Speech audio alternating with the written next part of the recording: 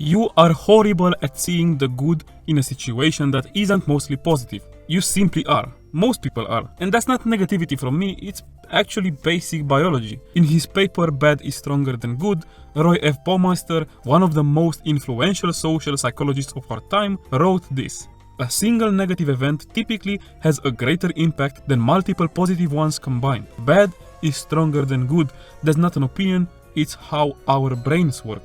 And in the world of gaming, it really shows. We ignore the dozens of amazing games released every year because of a few bad ones that hijack the conversation. For over 300,000 years, the human brain hasn't changed much. We're still running on survival mode instincts built to handle short bursts of danger, not 40 years of stress and 9 to 5s. Back then, focusing on the bad could actually save your life. Being more tuned into the danger made perfect sense for a species that spent most of its life hunting and being hunted. Today though, it just makes you miserable. Like many other leftover psychological reflexes we never outgrew, because we simply cannot. Evolution moves painfully slow compared to how fast society changed, especially in the last 100 years. And that is why we cling to what sucked more than what went well in all aspects of life. But more important for the topic of this video, in the way we think about video games. A few bad releases and suddenly it feels like the entire industry is falling apart, even when the rest of the year was packed with bangers.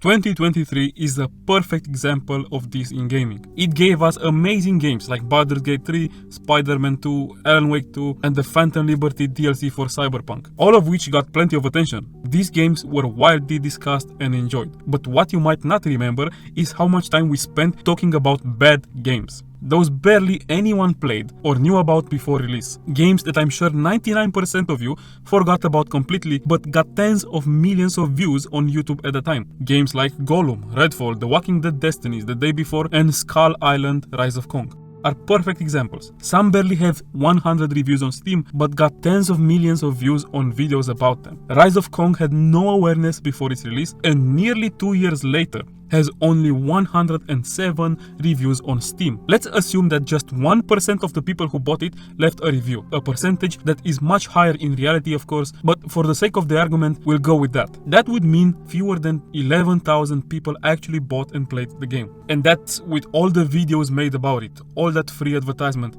videos that got hundreds of thousands of views, some even crossing 3 million in the case of YouTubers like Charlie. The real number of sold copies is estimated to be around 8,000. That's how most of the games I mentioned worked, and many others I did not mention as well. So then why did everyone in the YouTube comments claim that gaming is dying and soulless because of these super small games? Yes, they were horrible, but they were insignificant in every way. These titles had no hype or fans before or after their release. They are small-scale failures, not representative of the gaming industry as a whole. Yet their negative attention on social media reveals a bigger truth. We make a bigger deal out of bad things than we should, and this must be kept in mind during this conversation.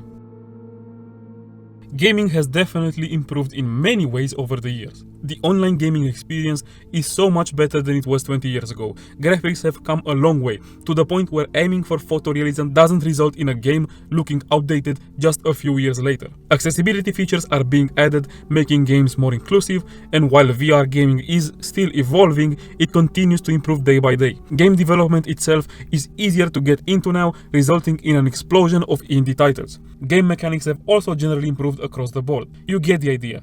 Look at the last decade in gaming and it's filled with iconic masterpieces. The Witcher 3, Breath of the Wild, Dark Souls, The Last of Us, Doom, Elden Ring, Red Dead Redemption 2, God of War, Bioshock, Baldur's Gate 3. The list goes on and on. If I tried to list all the great games of the past 10 years, it would take hours. George R. Martin says that social media is now dominated by anti-fans. Toxicity is growing. It used to be fun talking about our favorite books and films and having spirited debates with fans who saw things differently. But it's no longer enough to say, I did not like this book or this film and here's why. People would rather talk about the stuff they hate than the stuff they love, and delight in dancing on the graves of anyone whose films has flopped. Let's be real, Gaming is Dying has been a YouTube video title every year since 2008. And every year, thousands of video games are released, many of them being actually good. But gaming is doing alright actually, has never been one of the titles that gets trendy. Don't get me wrong, I absolutely love older games too. The average age of my top 3 favorite games of all time is about 20 years old. But while I clearly recognize that those classic games deserve their place at the top, I can also easily see how newer games would make their way into someone else's top 3. There are definitely ways in which older games had a certain charm that modern games cannot replicate anymore, but to say that new games are bad, it's simply stupid.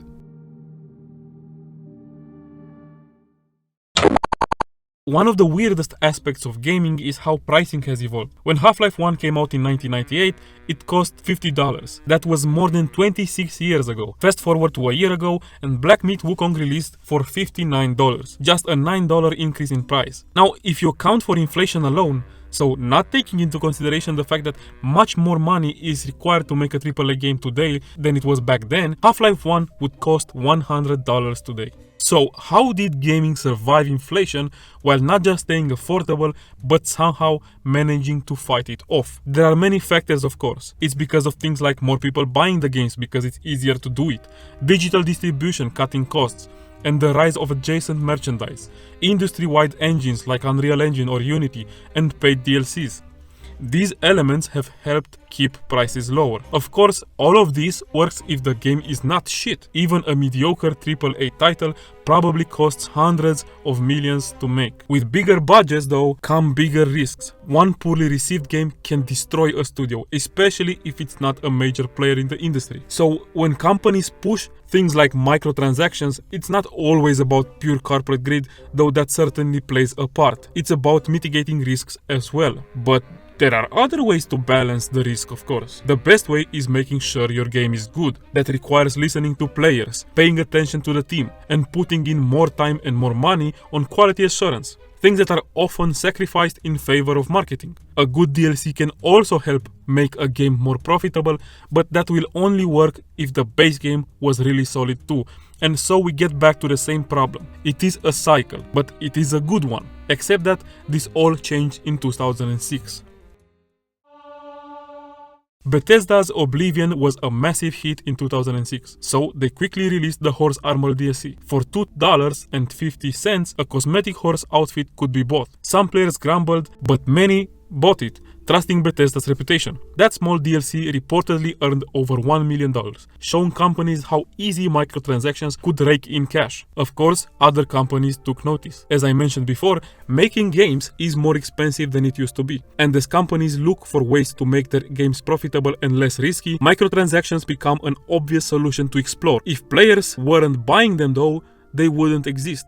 Developers figured out what worked and pushed the boundaries, turning microtransactions from a rare novelty in the mid-2000s to a standard feature by the mid-2010s. But let's be clear, microtransactions aren't inherently bad. If they're purely cosmetic, for example, they can work sometimes. They could be an extra way to keep games cheap. The problem arises when things like pay-to-win mechanics in multiplayer games or locked content in single-player titles are used to squeeze money out of players. We can complain about them all we want, but ultimately, these monetization strategies exist because they're profitable, and for them to be profitable, someone needs to really like buying them. Gamers as a whole are quite frankly supporting them big time. Look at World of Warcraft, for example. The retail version has been bogged down by ridiculous pay-to-win elements like store mounts, level boosts, gold buying, etc. These additions are harmful to the MMORPG experience, and most people would agree that they destroyed the game's integrity. But they do generate enormous profits. One single store mount managed to generate more profit than StarCraft 2. That's why we do not have Warcraft 4 or StarCraft 3, because the money is in the microtransactions for Blizzard much more than it is in games. It's frustrating, but the reality is we're the ones contributing to it. Instead of pushing for quality and great games, we have allowed the focus to shift to quick profits through microtransactions and hype-driven marketing by buying them over and over again in every single title that has them. And we have done it for so long that there is no good reason for any developer to think that we will stop anytime soon.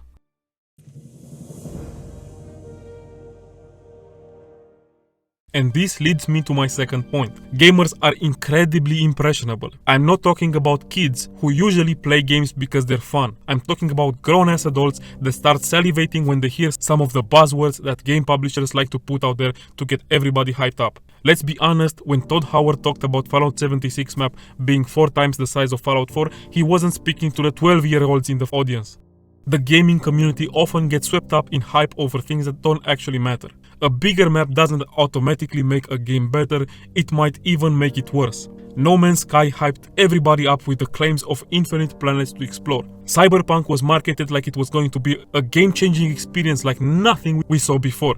And the hype was insane. These were all big promises that didn't live up to the reality of the games when they released. But the excitement from fans was undeniable, and it was profitable. The reality is, marketing works. We have all been there, hyped about a game before it even comes out, with little to no real information to back up our excitement. Developers know this, and they're happy to take advantage of it. So, if a game has a good marketing campaign and the fans are already hyped, why would they bother focusing on quality as much as we like them to? That is expensive. Gamers have shown time and time again that they will buy into the hype. The money at the end of the day is all that matters. The rest is just business. An angry and unhappy customer is still a customer. So tell me, why would you as a big investor in a gaming company push for the game that is made to start innovating, for example? Why risk new features, new stories, new settings or new IPs? Sure, they could pay off and succeed, but they could also fail. It's safer to focus on marketing and post-launch monetization since it is proven that gamers will buy into these methods. Do you really expect companies to abandon their tried and tested business models just to give you a better game? They do not care about that. If making great games was the only way to profit, everybody would try to do it. And the best way to make profit is always decided by the way customers spend their money. And we as customers decided that good games are not the best way to profit. Fallout 76 was trash at launch. Starfield is the definition of mediocre, and to me at least, Fallout 4 and even Skyrim are not that good either. Bethesda isn't exactly killing it in terms of quality these days, and yet I can bet that when the new Elder Scrolls game is available for pre-order in around 30 years, the pre-orders will go hard as fuck. They'll have an insane marketing campaign and everybody will be impressed. These two things, being baited by hype and buying so many hurtful microtransactions, are probably the biggest way in which we help make gaming actually get worse over the years.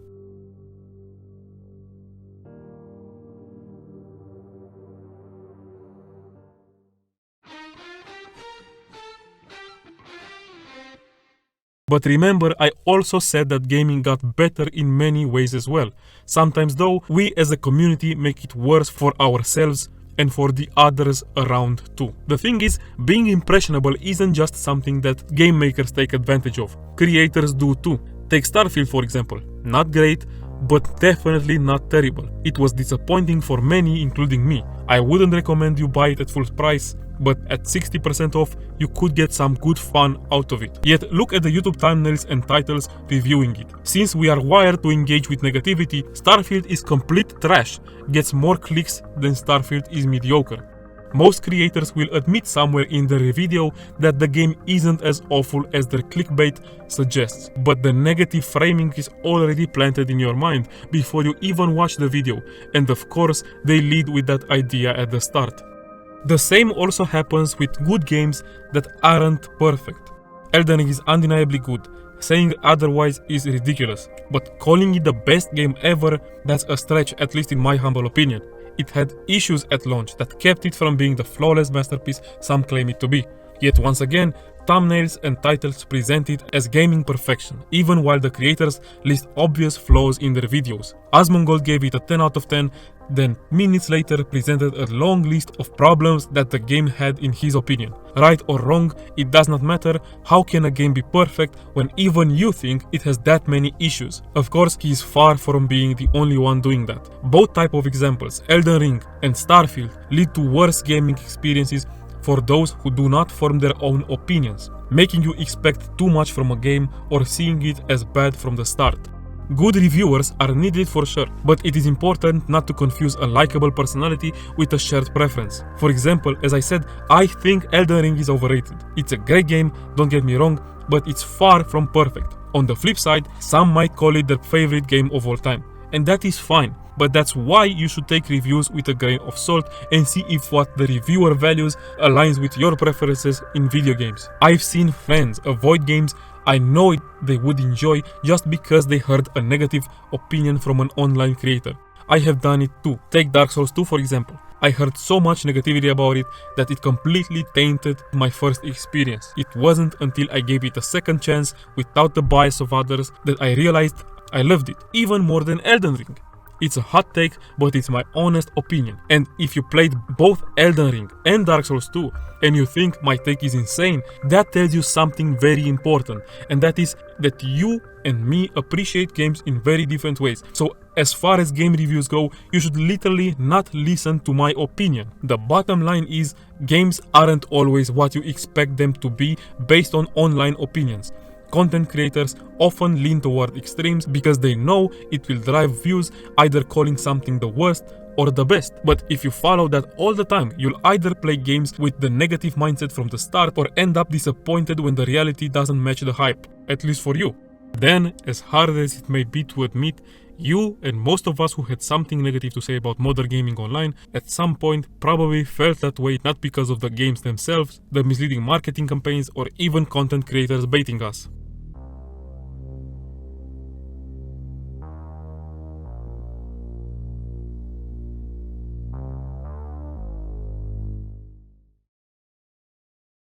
Have you ever heard someone say they are bored of watching certain TV shows, but just cannot stop doing it?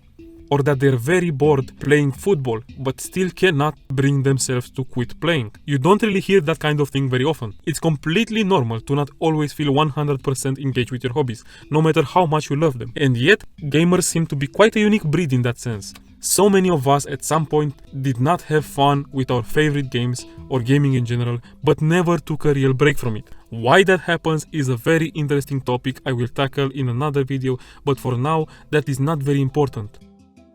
Look at World of Warcraft or League of Legends, one of the best examples.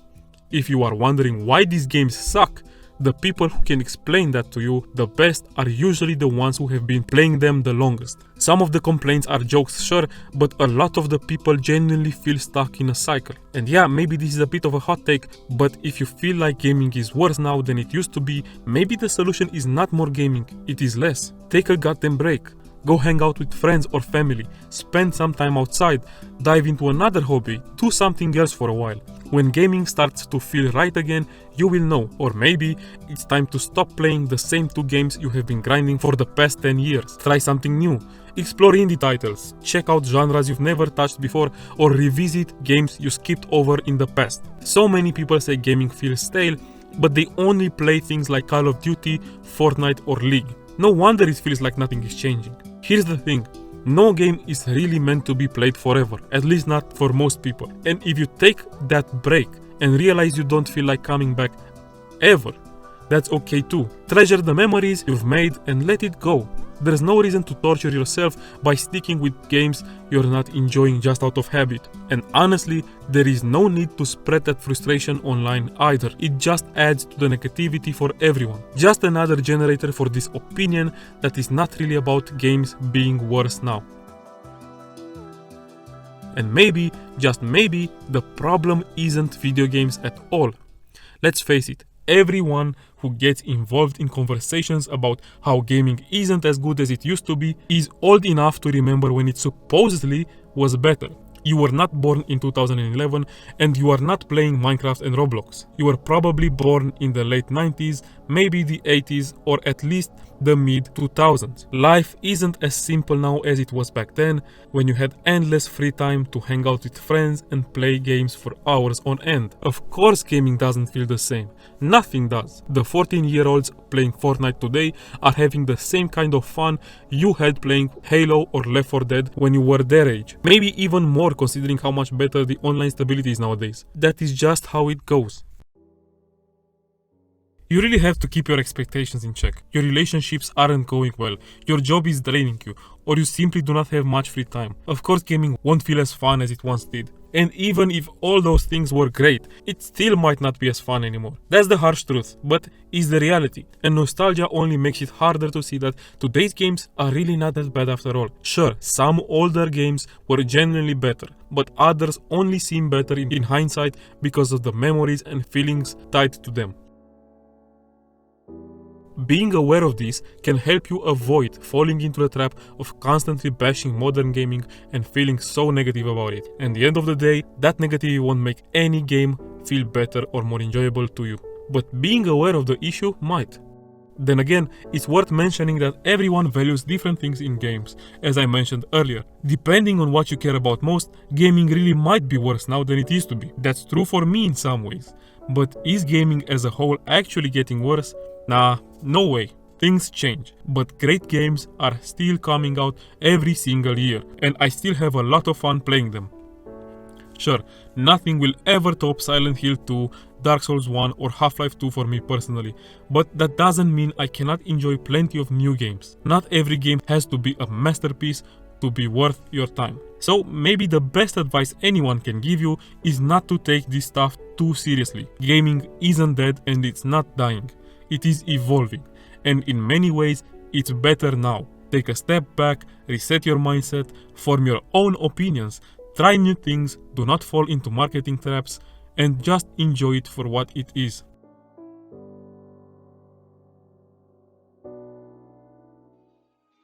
Gaming is worse in some ways, and a lot of that is our fault. If we want it to stop getting worse, maybe we should stop making it worse. But some of the ways gaming feels worse is just in our head, and remembering that might be the first step to actually having fun again. This goes beyond everything I have talked about so far.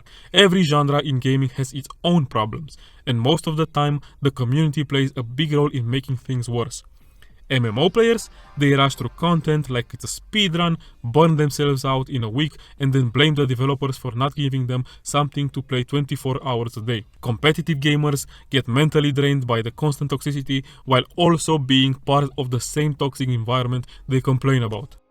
Genre after genre, most of us are too deep in the mess to realize we are helping create it. And the last thing I'll say is this: huge amounts of trash games are being released every year. And that is absolutely normal. In 2024 alone, over 20,000 games were released just on Steam. Great creative works are always rarer than mediocre or bad ones. So, the park's full of walkers.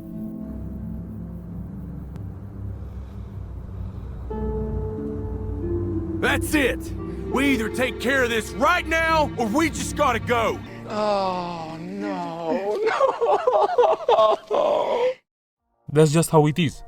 Even if only half of those games were below average, that's still over 10,000 crap games released last year alone. And that is fine. That's how it goes for every creative medium. Music, movies, books, games, most of it won't be amazing. But the good stuff is still there and is still being made.